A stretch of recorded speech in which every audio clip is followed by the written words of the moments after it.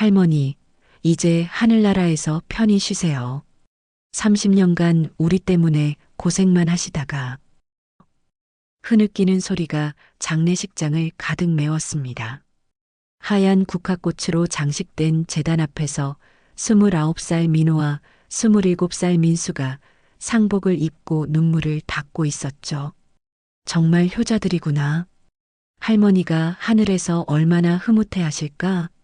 새벽부터 폐지 주우며 그 아이들 키우셨는데 조문객들이 두 손자를 바라보며 고개를 끄덕였어요.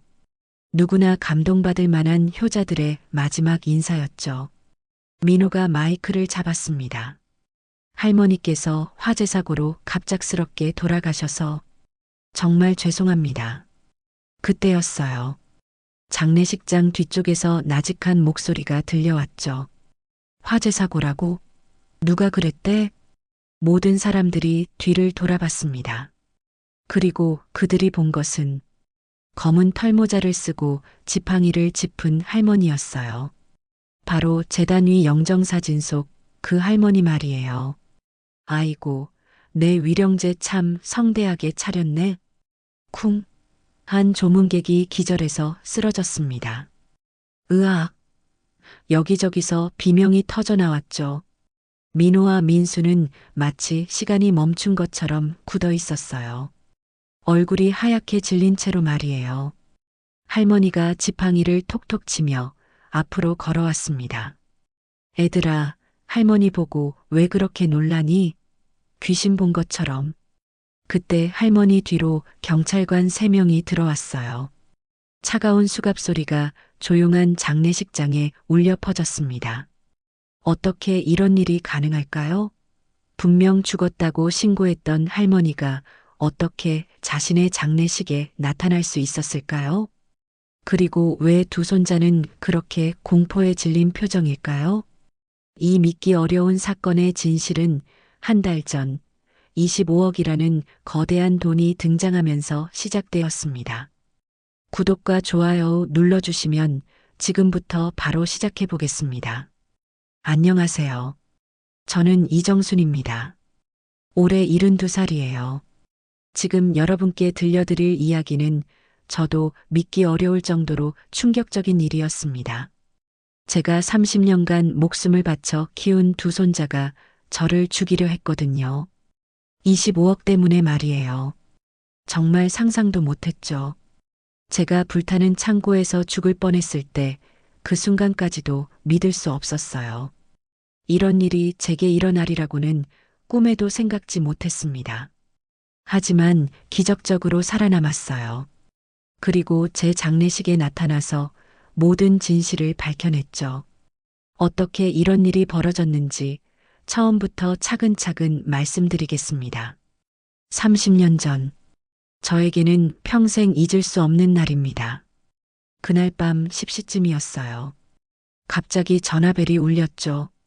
경찰서에서 온 전화였습니다. 이정순 씨 맞으시죠? 아들 내외분이 교통사고를 당하셨어요. 머리가 하얗게 되었어요. 무슨 말인지 이해할 수 없었습니다. 네, 무슨, 어떻게 된 건가요?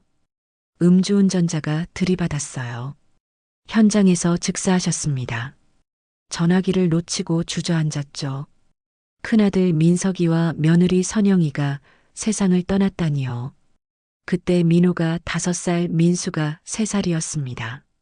아직 엄마 아빠가 필요한 나이였어요. 병원에 달려갔을 때 차가운 시신만 남아 있었어요. 아이들은 이미 잠든 상태였죠. 아직 부모가 죽었다는 사실도 모른 채 말이에요. 그 순간 제 인생이 완전히 바뀌었습니다. 42살에 갑자기 할머니가 된 거예요. 남편은 이미 집을 나간 지 오래였어요. 도박빚 때문에 몇 년 전 사라졌죠. 연락도 안 되었습니다. 결국 저 혼자서 두 아이를 키워야 했어요. 어떻게 해야 할지 막막했습니다. 아이들에게 어떻게 말해야 할지도 모르겠더라고요. 5살, 3살 아이들이 이해할 수 있을까요? 민호가 먼저 물어봤어요. 할머니, 엄마 아빠는 언제 와요? 가슴이 무너지는 것 같았습니다. 어떻게 대답해야 할지 몰랐어요. 민호야, 엄마 아빠는 하늘나라에 가셨어. 하늘나라요? 언제 돌아와요? 아마 오래 걸릴 거야. 아이는 이해하지 못했어요. 당연했죠. 아직 죽음이 뭔지 모르는 나이였으니까요. 며칠 동안 아이들은 계속 울었어요. 엄마를 찾으며 밤새 울어댔죠. 엄마, 엄마. 민수도 말은 못했지만 계속 울기만 했습니다. 어린 나이에도 뭔가 잘못됐다는 걸 느꼈나 봐요. 저는 밤새 두 아이를 달래야 했어요. 하지만 저도 슬펐습니다. 아들을 잃은 슬픔이 컸죠. 그래도 포기할 수는 없었어요. 이 아이들이 제게 남은 전부였으니까요. 돈을 벌어야 했습니다. 42살 할머니가 할 수 있는 일이 많지 않았어요. 첫 번째로 선택한 일이 새벽 폐지 줍기였어요. 새벽 4시에 일어나서 아이들이 잠든 사이에 나가는 거였죠. 처음에는 정말 부끄러웠습니다. 아는 사람을 만날까봐 두려웠어요. 하지만 아이들 생각하니까 그런 건 사치였죠. 자존심보다 현실이 더 중요했습니다. 첫날 새벽 4시에 일어났어요. 아이들은 깊이 잠들어 있었죠. 살금살금 나왔습니다. 밖은 아직 어두웠어요. 찬바람이 얼굴을 때렸죠. 손수레를 끌고 첫 번째 길로 나섰습니다. 골목골목을 다니며 폐지를 주었어요. 처음에는 요령을 몰라서 많이 못 주었죠. 다른 폐지 줍는 분들에게 팁을 배웠습니다. 언니, 이런 종이는 값이 좋아요. 저기 상가 쪽에 가면 박스가 많이 나와요. 그분들이 친절하게 가르쳐 주셨어요. 같은 처지라서 서로 도왔나 봅니다. 한 달에 40만 원 정도 벌 수 있었어요. 적은 돈이었지만 없는 것보다는 나았죠. 오전 9시부터는 재래시장 반찬 가게에서 일했어요. 하루 8시간 일하고 60만 원을 받았습니다. 주인 아주머니가 그나마 이해해주는 분이었어요. 정순 씨 사정이 어려우니까 애기들 때문에 급하면 일찍 가도 돼요. 정말 고마웠죠. 그런 배려가 없었다면 일을 계속할 수 없었을 거예요. 하지만 쉬운 일은 아니었습니다. 하루 종일 서서 일해야 했거든요. 김치 담그고 나물 무치고 밑반찬 만들고 손이 하루 종일 아팠어요. 특히 겨울에는 차가운 물에 손을 담그고 일해야 했죠. 손이 갈라지고 거칠어졌습니다. 하지만 참아야 했어요. 이 일도 구하기 어려운 일이었으니까요. 저녁 10시부터는 지하철 화장실 청소를 했습니다. 새벽 2시까지 일했어요. 세개 역을 돌아다니며 청소하면 한 달에 80만 원을 받을 수 있었죠. 이 일이 가장 힘들었어요. 냄새도 심했고 더러운 것도 많았습니다. 토하고 싶을 때도 많았어요. 하지만 참아야 했죠. 돈이 필요했으니까요. 하루에 서너 시간밖에 잠을 잘 수 없었습니다. 새벽 2시에 집에 와서 4시에 다시 나가야 했거든요. 몸이 정말 힘들었어요. 무릎도 아프고 허리도 아팠죠. 하지만 병원 갈 돈도 없었습니다. 파스만 붙이고 버텼어요. 진통제도 돈이 아까워서 자주 못 먹었죠. 그래도 3개의 일을 해서 한 달에 180만 원을 벌 수 있었습니다. 두 아이 키우기에는 부족했지만 그래도 최선이었어요. 가장 괴로운 건 냄새였어요. 화장실 청소를 하다 보니 아무리 씻어도 냄새가 배었습니다. 특히 손에서 나는 냄새가 심했어요. 비누로 아무리 문질러도 지워지지 않았죠. 락스 냄새도 몸에 배었습니다. 아이들이 커갈수록 이걸 더 느꼈어요. 민호가 초등학교에 들어갔을 때였습니다.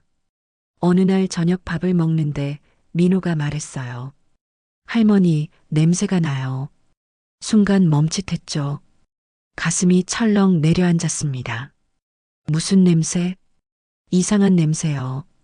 친구들도 그런데요. 아이가 학교에서 놀림을 당했나 봐요. 가슴이 아팠습니다. 할머니, 저희랑 따로 드세요. 그 한마디가 정말 아팠어요. 하지만 아이 말이 틀리지 않았죠. 그날부터 저는 혼자 부엌에서 밥을 먹었습니다. 아이들과 떨어져서 말이에요. 민수도 자라면서 똑같이 행동했어요. 제 손을 잡기 싫어했죠. 할머니 손 잡기 싫어요. 친구들이 뭐라고 할까 봐요. 이해했습니다. 아이들 입장에서는 당연한 거였어요.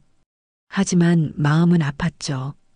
아이들이 커갈수록 교육비가 늘어났어요. 민호는 공부를 잘했습니다. 그래서 더 좋은 교육을 시켜주고 싶었어요. 수학학원, 영어학원, 과외까지. 한 달에 50만 원은 들었죠. 민수는 축구를 좋아했어요. 축구 클럽에 보내려니 또 돈이 들었습니다. 두 아이 교육비로 한 달에 100만 원은 좋게 들었어요. 제 수입으로는 부족했죠. 그래서 집 전세금 5천만 원을 담보로 대출을 받았습니다. 월 이자만 50만 원이었어요.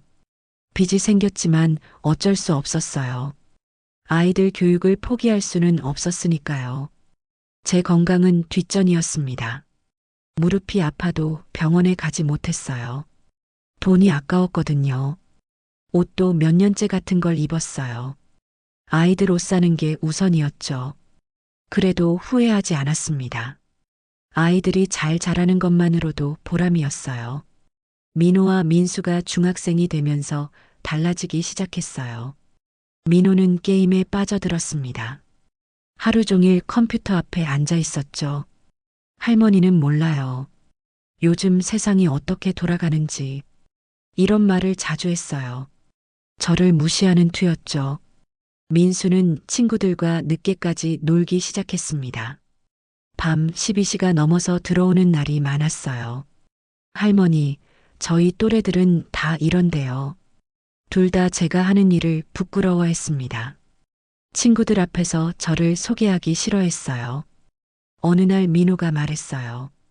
할머니, 학교에 오지 마세요. 창피해요. 가슴이 아팠지만 이해했습니다. 청소년 시기에는 그럴 수 있다고 생각했어요. 하지만 마음 한구석이 서운했죠. 이렇게 키우는 게 맞나 싶었습니다. 민호는 대학을 졸업했지만 취업이 안 됐어요. 할머니, 요즘 취업이 얼마나 어려운지 아세요? 그래서 대학원에 진학했습니다. 하지만 벌써 7년째예요. 논문은 쓰지 않고 게임만 해요. 민수는 대학을 2학년 때 중퇴했어요. 할머니, 대학 다녀봤자 취업 안 돼요. 차라리 빨리 사회 나가겠어요. 하지만 제대로 된 직장을 구하지 못했죠. 편의점 알바만 전전하고 있어요.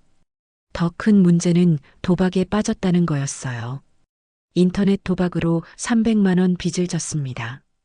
할머니, 돈 좀 빌려주세요. 곧 갚을게요. 저는 대출을 더 받아서 갚아줬어요. 손자가 빚에 시달리는 걸 볼 수 없었거든요. 두 아이 모두 집에만 있으면서 제가 벌어다 주는 돈으로 살고 있었어요. 30 가까운 나이인데도 독립할 생각이 없었죠. 오히려 저에게 더 많은 걸 요구했어요. 할머니, 제 친구들은 다 용돈 받거든요. 할머니, 새 컴퓨터 사주세요. 이거 너무 느려요. 저는 아직도 새벽 4시에 일어나 폐지를 줍고 있었는데 말이에요.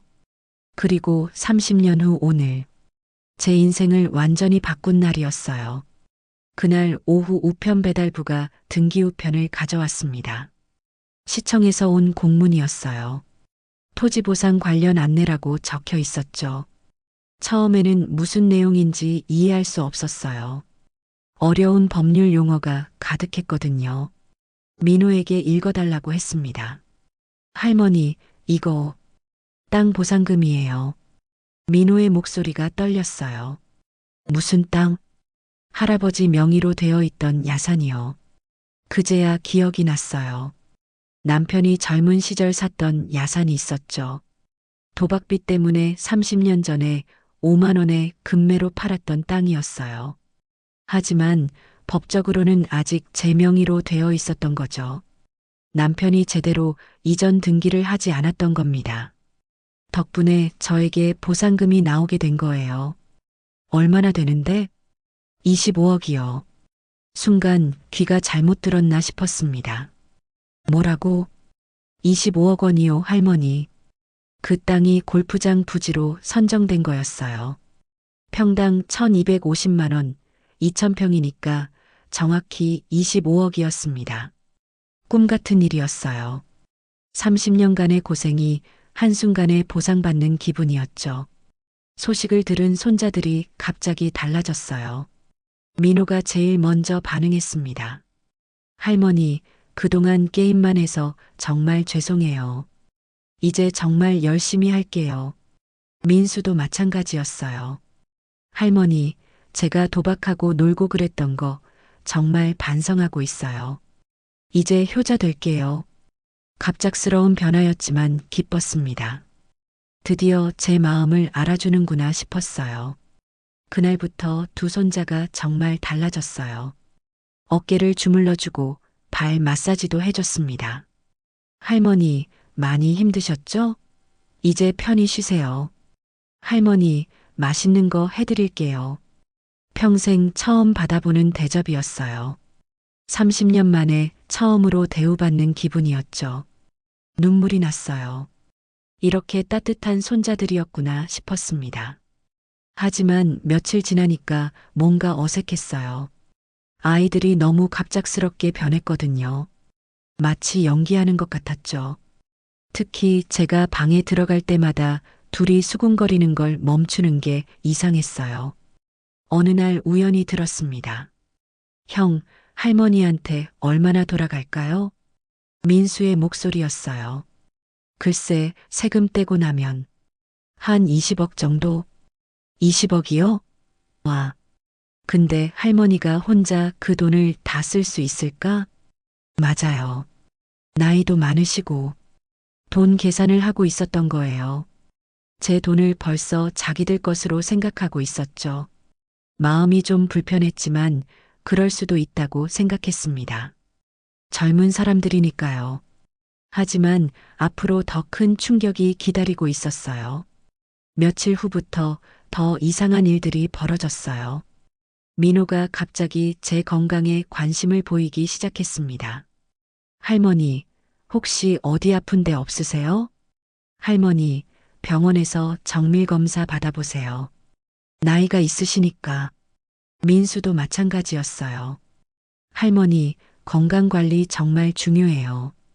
큰 돈도 생겼으니까 몸부터 돌보셔야죠. 고마운 일이었지만 왜인지 불안했습니다. 너무 갑작스러웠거든요.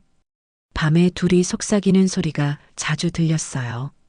형, 근데 할머니가 연세도 많으시고. 맞아, 만약에 치매라도 오시면 어떡하지?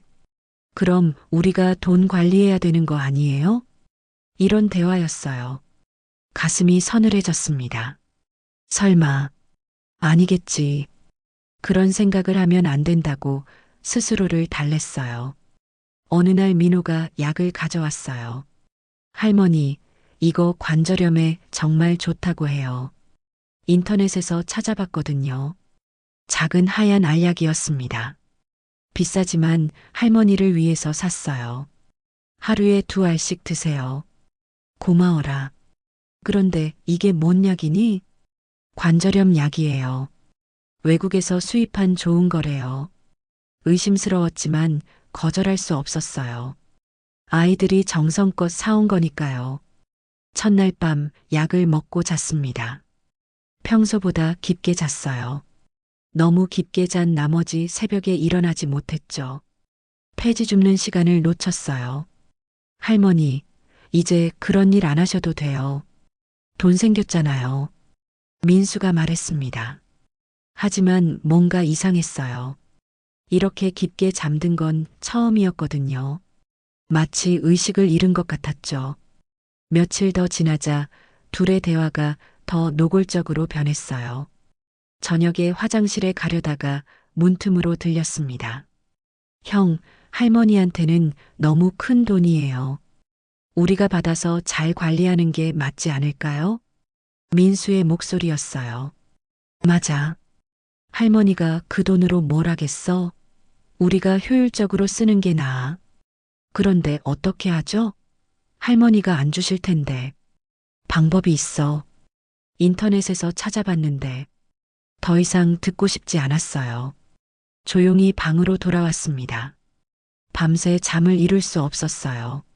설마 제 손자들이 그런 생각을 하고 있을까요? 하지만 분명히 들었어요. 제 돈을 가로채려는 계획을 세우고 있었던 거죠.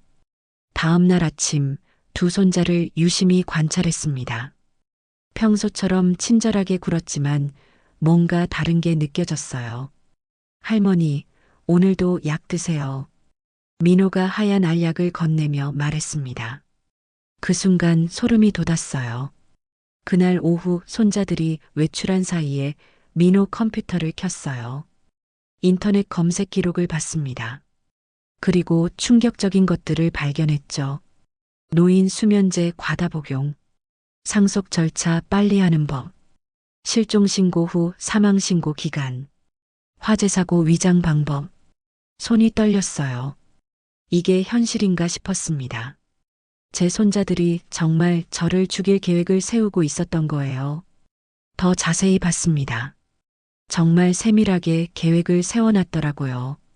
수면제로 의식을 잃게 한 다음 화재를 일으켜서 증거를 없애는 거였어요. 그러면 사고사로 보일 거라고 생각한 거죠. 가슴이 터질 것 같았습니다. 30년간 목숨을 바쳐 키운 손자들이 저를 돈 때문에 죽이려 한다니요. 정신을 차렸어요. 감정에 휩쓸려서는 안 됐습니다. 먼저 증거를 모아야 했어요. 그래야 나중에 증명할 수 있을 테니까요. 휴대폰에 녹음 기능이 있다는 걸 떠올렸습니다. 손자들 대화를 녹음해야겠다고 생각했어요. 그날 밤부터 녹음을 시작했습니다. 방 밖에서 둘이 이야기하는 걸 몰래 녹음했어요. 형, 언제 실행할 거예요? 곧. 할머니가 의심하기 전에 빨리 해야 해. 무서워요, 형. 정말 괜찮을까요? 걱정 마. 완전 범죄야. 아무도 의심하지 않을 거야. 할머니 보상금은 언제 나와요? 다음 달 초. 그 전에 끝내야 해. 소름 끼치는 대화였어요. 제 목숨을 돈으로 계산하고 있었죠. 혼자서는 안 되겠다 싶었어요. 누군가의 도움이 필요했습니다. 복순이를 생각했어요. 70년 넘게 알고 지낸 동갑내기 친구였죠. 유일하게 믿을 수 있는 사람이었어요. 다음 날 복순이네에 갔습니다. 복순아, 큰일 났어. 왜? 무슨 일인데? 모든 걸 다 말했어요. 25억 보상금부터 손자들의 계획까지요. 복순이는 믿을 수 없다는 표정이었습니다. 그럴 리가 없어. 내가 그렇게 키운 아이들이. 녹음 파일 들어봐. 휴대폰을 꺼내서 들려줬어요. 손자들이 나누던 대화를 말이에요. 복순이 얼굴이 하얗게 질렸습니다. 정순아, 이거 진짜야? 응. 내가 직접 녹음한 거야. 어떡하지? 경찰에 신고해야겠어. 증거가 더 필요해. 지금으로는 부족해. 복순이도 동의했어요. 더 확실한 증거가 있어야 한다고요. 2025년 4월 3일 저녁. 제 인생에서 가장 무서웠던 밤이었어요. 민호가 평소보다 친절하게 저녁을 차려줬습니다. 할머니, 오늘은 제가 정성껏 만들었어요. 많이 드세요. 김치찌개였는데 평소보다 맛이 이상했어요. 뭔가 쓴맛이 났죠. 무슨 맛이 좀. 아, 새로운 조미료 써봤어요. 몸에 좋다고 해서요. 그리고 또 그 하얀 알약을 가져왔습니다. 할머니, 약 드세요. 오늘은 좀 많이 드셔야 해요. 평소보다 많은 양이었어요. 5알이었죠. 왜 이렇게 많이? 효과를 높이려면요. 하루만 많이 드시면 돼요. 거부하고 싶었지만 들킬까봐 먹었습니다. 하지만 전부 먹은 척만 했어요. 몰래 휴지에 뱉어서 감췄죠. 식사 후 일부러 졸린 척 했습니다. 아이고, 왜 이렇게 졸리지? 할머니, 편히 주무세요. 푹 쉬시라고 약을 좀 많이 드린 거예요. 정말 무서웠어요. 이제 확신이 들었죠. 오늘 밤 뭔가 일어날 거라고요. 밤 10시쯤 방에 들어가서 자는 척 했어요. 하지만 잠들지 않았습니다. 밖에서 손자들이 속삭이는 소리가 들렸어요. 형, 할머니 잠드셨을까요? 응, 약을 많이 먹어서 완전히 기절했을 거야. 정말 괜찮을까요? 무서워요. 이미 시작한 거야. 돌이킬 수 없어. 발소리가 들렸어요. 제 방 앞에서 서성이는 소리였죠.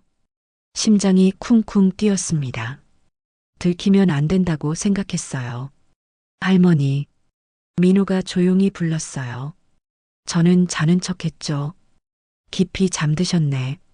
그럼 이제, 응, 옮기자. 둘이 제 방으로 들어왔어요. 저를 들어 올리려고 했죠. 그 순간 정말 무서웠어요. 하지만 계속 자는 척 해야 했습니다. 손자들이 저를 자동차에 태웠어요.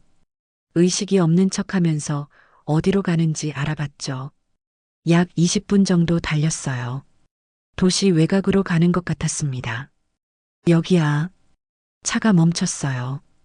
밖으로 나가보니 낡은 창고였습니다. 아무도 없는 외진 곳이었어요. 밤이라 더 무서웠죠. 여기 두고 불 지르면 돼. 민수가 말했어요. 흔적도 다 없어질 거야. 사고사로 보이겠지? 당연하지.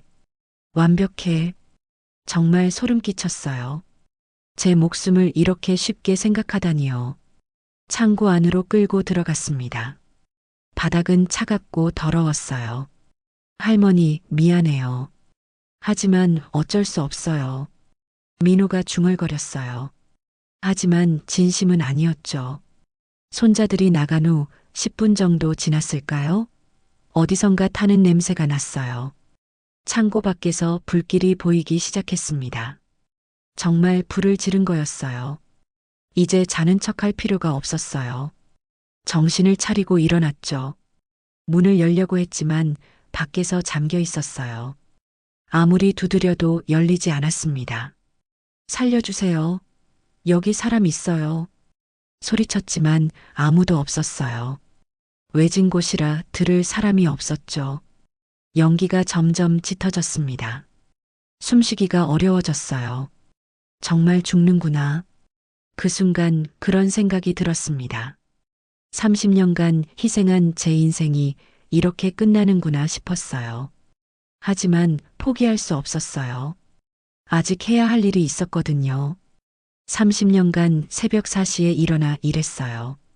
무거운 수레를 끌고 다녔죠. 비가 와도 눈이 와도 몸이 아파도 일했습니다. 그런 삶이 제 몸을 단련시켰나 봐요. 연기 속에서도 정신을 잃지 않았습니다. 살 방법을 찾아야 했어요. 이 창고를 자세히 기억해 봤어요. 폐지 주우러 다니면서 여러 번 본 곳이었거든요. 그러다 문득 떠올랐습니다. 창고 뒤쪽에 작은 환기구가 있었어요. 사람이 빠져나갈 수 있을 정도는 아니었지만 시도해 볼 만했죠. 바닥을 기어서 뒤쪽으로 갔습니다. 연기 때문에 앞이 보이지 않았지만 손으로 더듬어 갔어요. 다행히 환기구를 찾을 수 있었어요. 생각보다 컸습니다. 30년간 일하느라 마른 몸이 도움이 됐어요. 몸을 구겨 넣어 간신히 빠져나왔죠. 밖으로 나오자마자 쓰러졌어요. 온몸이 아팠습니다. 팔과 다리에 화상을 입었죠. 연기를 많이 마셔서 목도 따가웠어요. 하지만 살았어요. 기적이었습니다. 멀리서 창고가 활활 타는 게 보였어요. 조금만 늦었다면 정말 죽었을 거예요. 힘들게 일어나서 길가로 나왔습니다. 다행히 지나가는 차가 있었어요. 아저씨, 도와주세요. 차가 멈췄어요. 친절한 아저씨였죠. 할머니, 무슨 일이세요? 다치셨네요. 병원에 좀 데려다 주세요. 지금 바로 가요. 병원 대신 복순이네로 가달라고 했어요. 일단 안전한 곳으로 피해야 했거든요. 복순이가 저를 보고 깜짝 놀랐어요. 정순아, 이게 무슨 일이야? 모든 걸 설명했어요. 손자들이 어떻게 했는지 처음부터 끝까지요.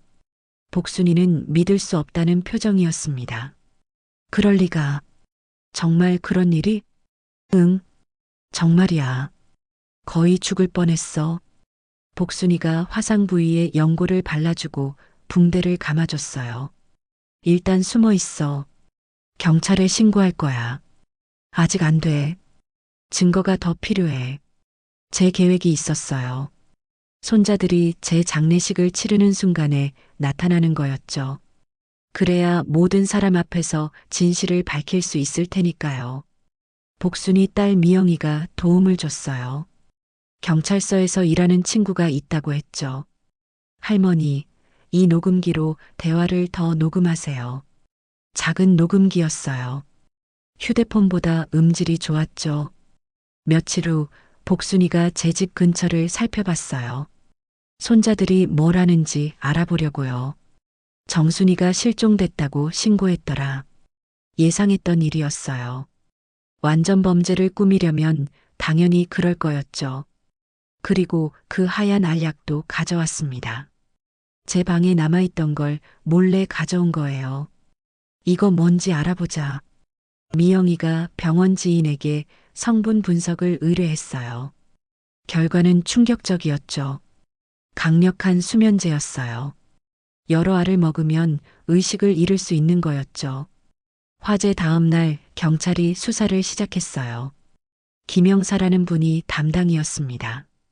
미영이가 소개해준 분이었죠. 할머니 이야기를 들어보니 심각한 사건이네요.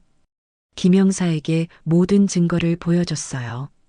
녹음 파일과 수면제 성분 분석 결과를요.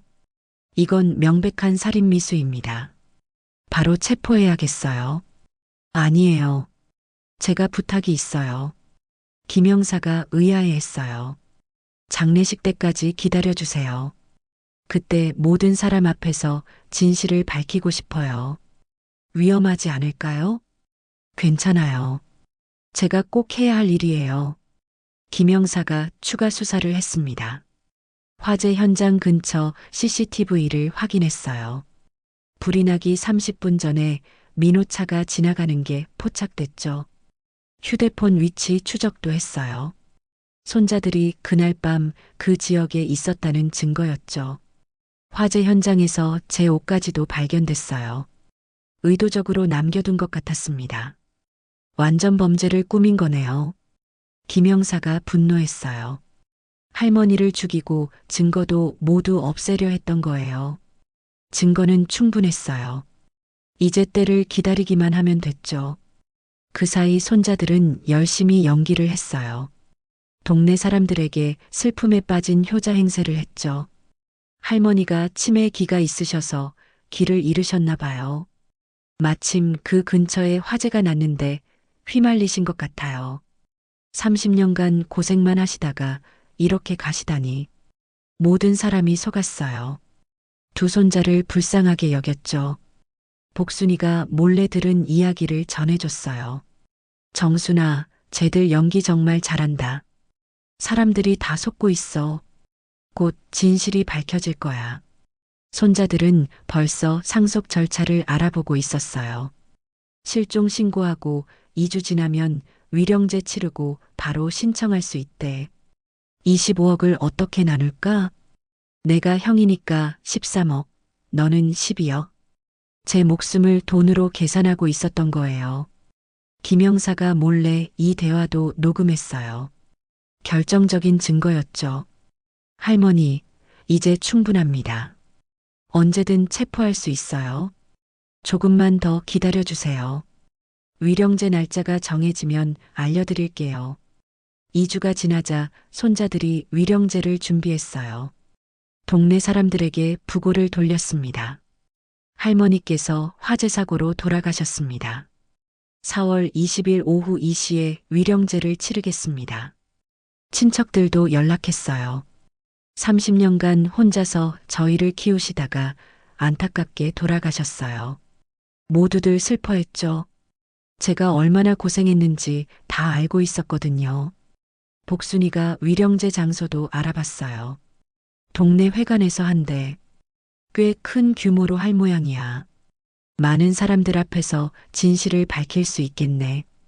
김영사와 함께 계획을 세웠어요. 할머니, 정말 괜찮으시겠어요? 위험할 수 있어요. 괜찮아요. 제가 직접 해야 할 일이에요. 화상 부위는 거의 다 나았어요. 약간의 붕대만 붙이면 됐죠. 복순이가 옷도 새로 사줬어요. 정순아, 멋지게 나타나자. 고마워, 복순아. 너 아니었으면 큰일 날 뻔했어. 드디어 진실을 밝힐 때가 왔어요. 4월 20일 오후 2시. 운명의 시간이었어요. 멀리서 지켜봤습니다. 정말 많은 사람이 왔더라고요. 친척 30여 명, 동네 사람들 50여 명 정도였어요. 재단에는 제 사진이 놓여 있었죠. 몇 년 전에 찍은 거였어요.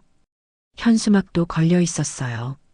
평생 고생만 하시다 가신 우리 할머니를 추모합니다. 정말 아이러니했어요. 살아있는 사람의 추도식이라니요. 민호가 먼저 인사말을 했어요. 안녕하세요. 고인의 큰손자 민호입니다.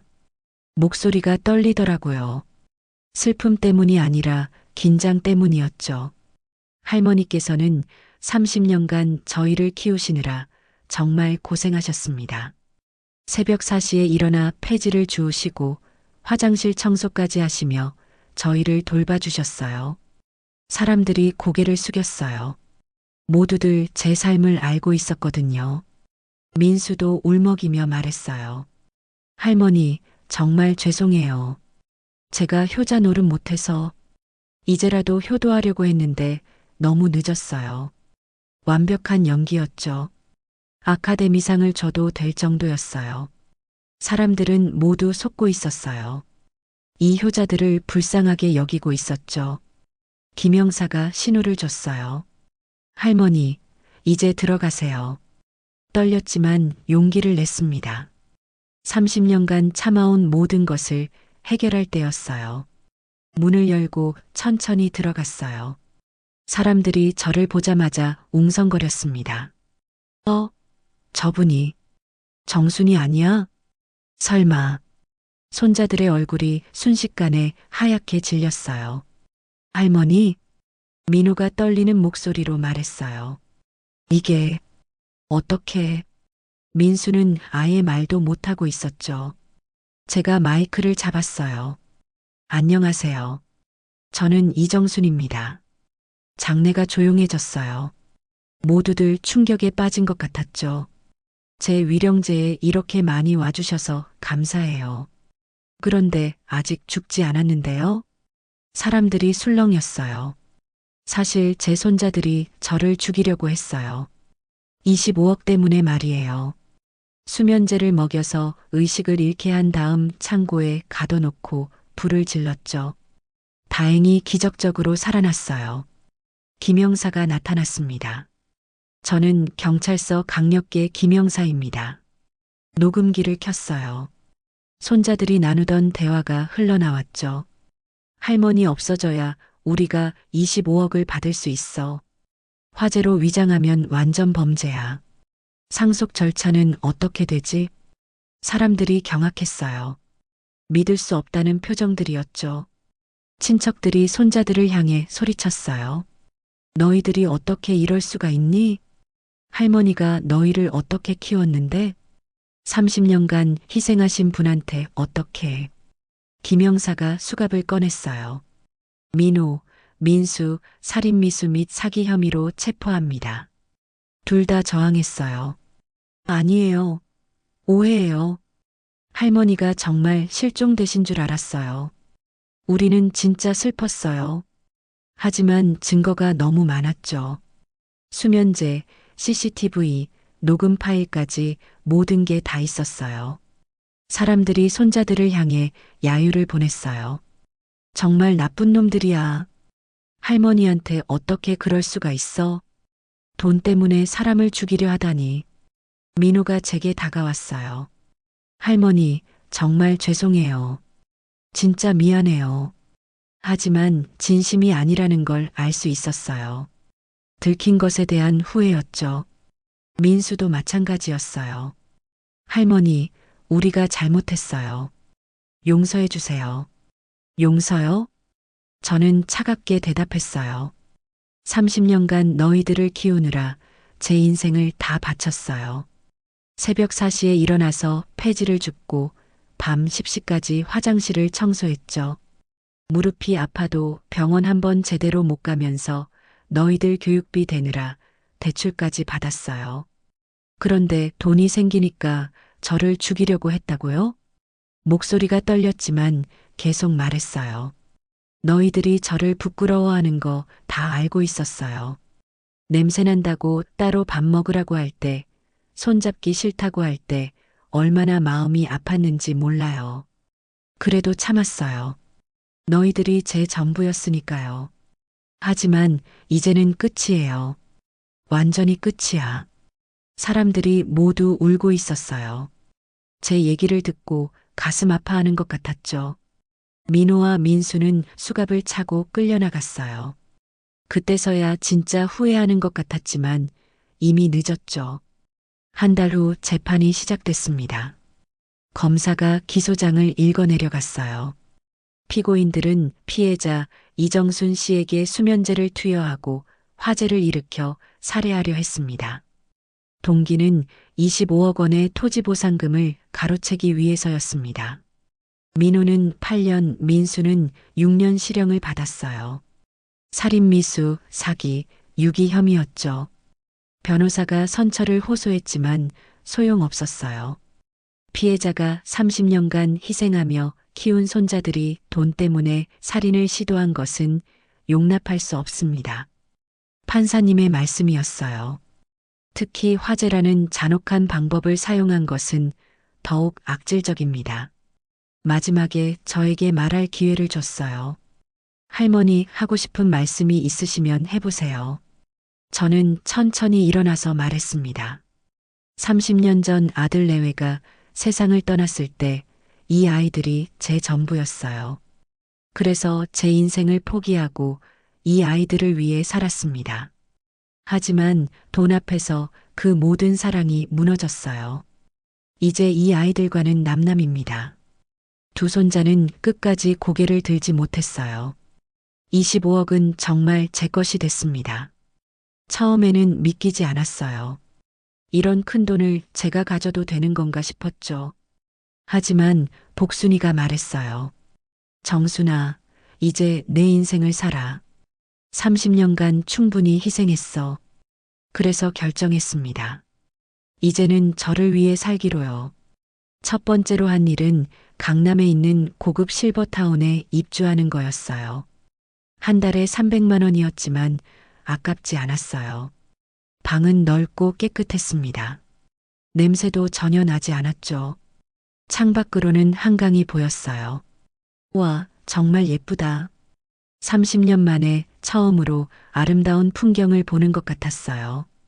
제일 먼저 한 일은 무릎 수술이었습니다.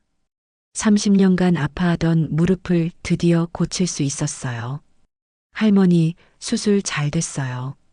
이제 아프지 않을 거예요. 의사 선생님이 말씀하셨죠. 수술 후 재활치료도 받았어요. 물리치료사가 친절하게 도와줬습니다. 할머니, 걸음걸이가 많이 좋아지셨네요. 정말 신기했어요. 30년 만에 통증 없이 걸을 수 있게 됐거든요. 건강검진도 받았습니다. 30년간 미뤄왔던 일이었어요.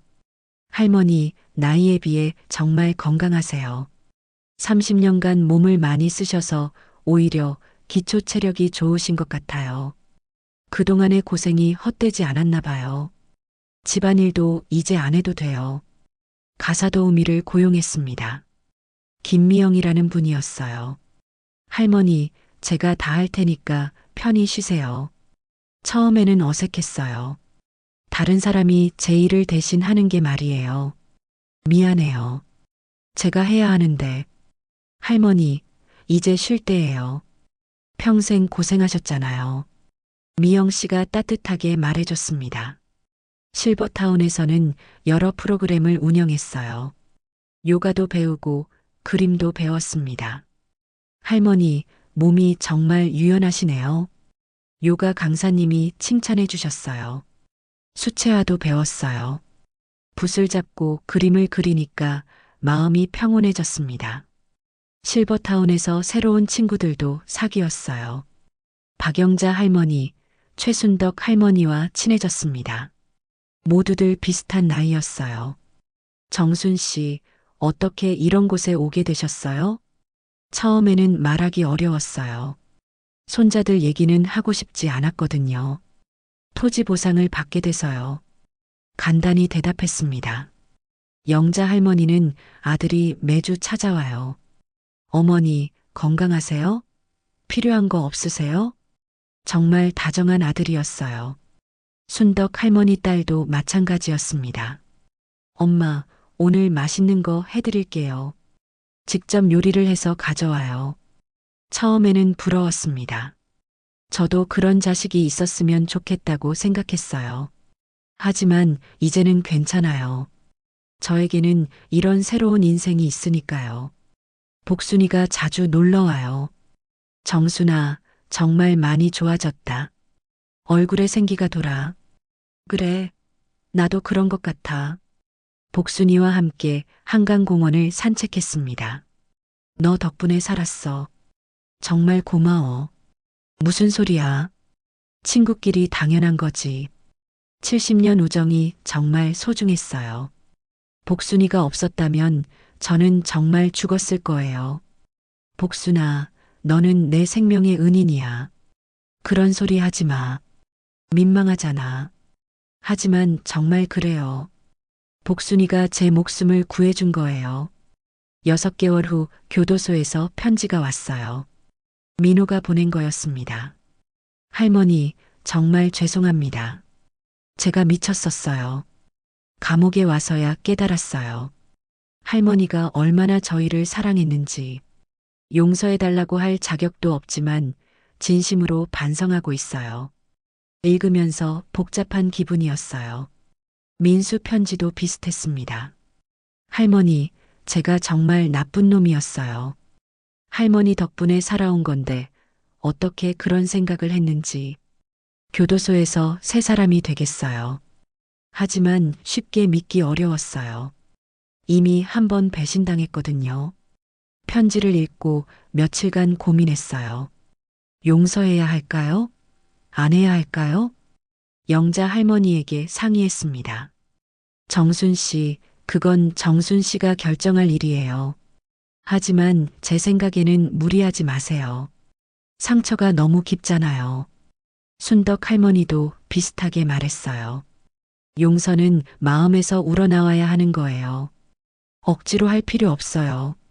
복순이는 더 단호했어요. 정순아, 너 죽일 뻔한 놈들을 왜 용서해? 미쳤어? 다들 맞는 말이었어요. 결국 답장을 보내기로 했습니다. 하지만 용서한다는 내용은 아니었어요. 너희들이 반성하고 있다니 다행이다. 하지만 나는 아직 용서할 수 없어. 30년간의 희생을 돈 때문에 배신당한 상처는 쉽게 아물지 않는다. 너희들이 진짜 사람이 되어서 나올 때까지 기다리겠다. 그때 가서 다시 생각해보마. 솔직한 제 마음이었어요. 지금은 용서할 수 없다는 거였죠. 벌써 1년이 지났습니다. 제 인생이 이렇게 바뀔 줄 몰랐어요. 매일 오전에는 요가를 하고 오후에는 그림을 그려요. 저녁에는 친구들과 산책을 하죠. 새벽 4시에 일어날 필요도 없고 화장실 청소도 안 해도 돼요. 무엇보다 냄새 걱정을 안 해도 됩니다. 어제 거울을 보니까 얼굴이 많이 좋아져 있었어요. 주름은 여전하지만 표정이 밝아졌더라고요. 나도 이렇게 웃을 수 있구나. 혼잣말을 했습니다. 미영 씨가 웃으며 말했어요. 할머니, 처음 오셨을 때보다 정말 젊어지셨어요. 그래, 고마워. 정말 행복한 기분이었어요. 요즘에는 새로운 꿈이 생겼어요. 봉사활동을 하고 싶습니다. 저처럼 힘든 할머니들을 도와주고 싶어요. 실버타운에서 봉사 프로그램 하나요? 직원에게 물어봤어요. 네, 있어요.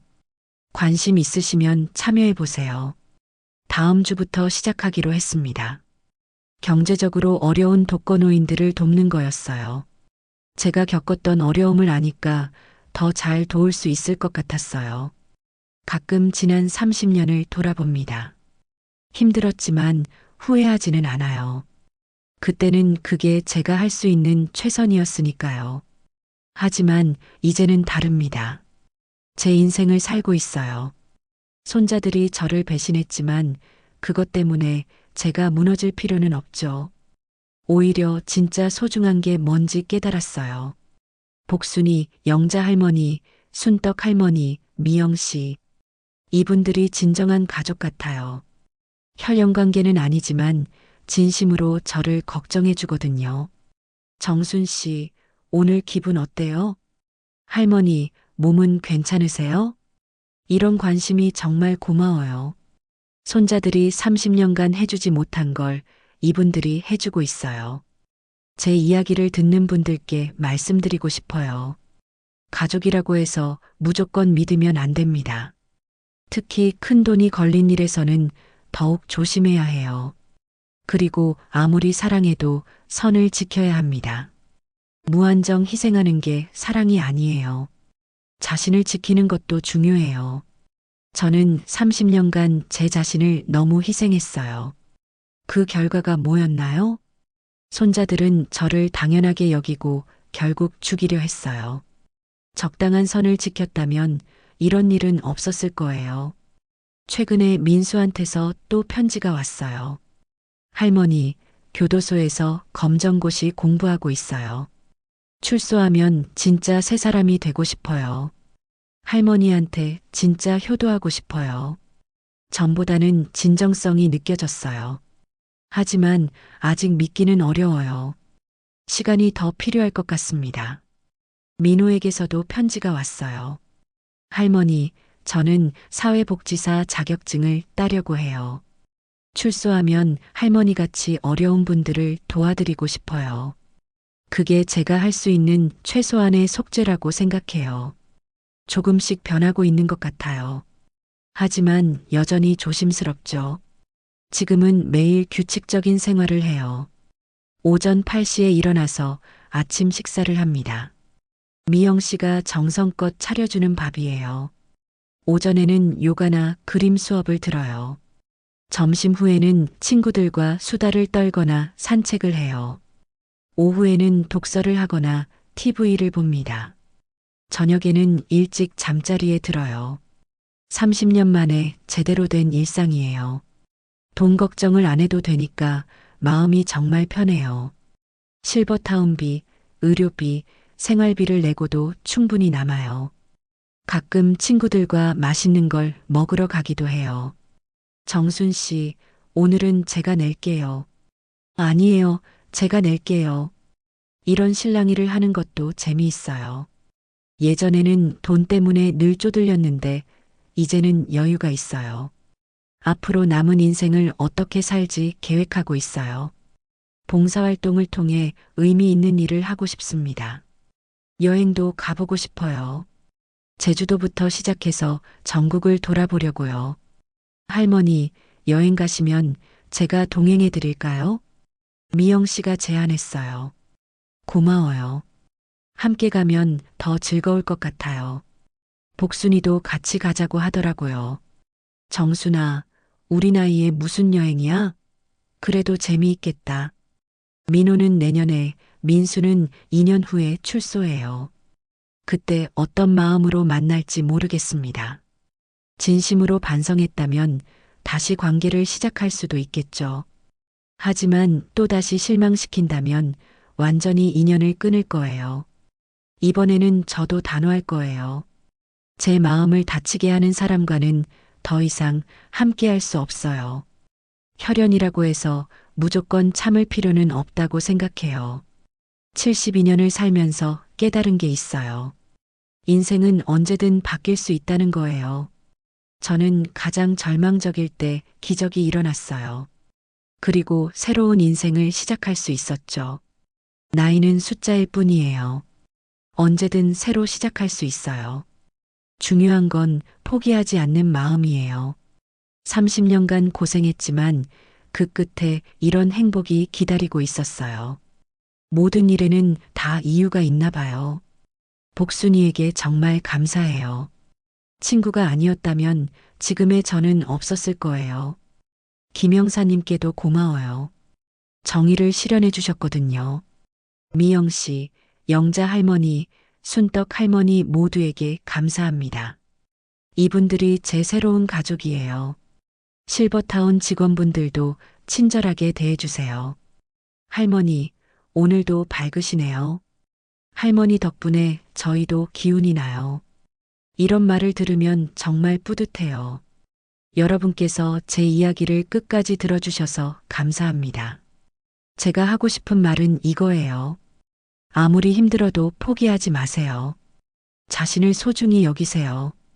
그리고 진짜 가족이 누구인지 구별하세요. 혈연 관계보다 진심이 더 중요해요. 돈 앞에서 변하는 사람은 애초에 진짜 가족이 아니었던 거예요. 또한 무한정 희생하지 마세요. 적당한 선을 지키는 것도 중요해요. 저는 이제 정말 행복합니다.